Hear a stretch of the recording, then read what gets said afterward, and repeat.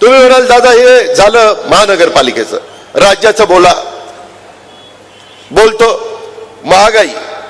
Petrol 2014 साली ज्या वेळेस आमचे युपीएचे पंतप्रधान मनमोहन सिंगजी होते, पेट्रोल होतं 71 रुपये, आता 107 रुपये झालं. अच्छे दिन आलेत का? डिझेल 56 रुपये होतं, 93 रुपये झाले. कुणी केले? भाजपने केले. अच्छे दिन आले का? नाही.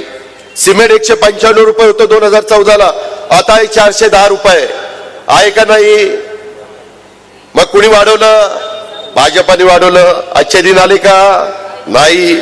स्टील 36,000 रुपये टन होतं, आता स्टील झालं 60,000 रुपये टन. घ्या अच्छे दिन.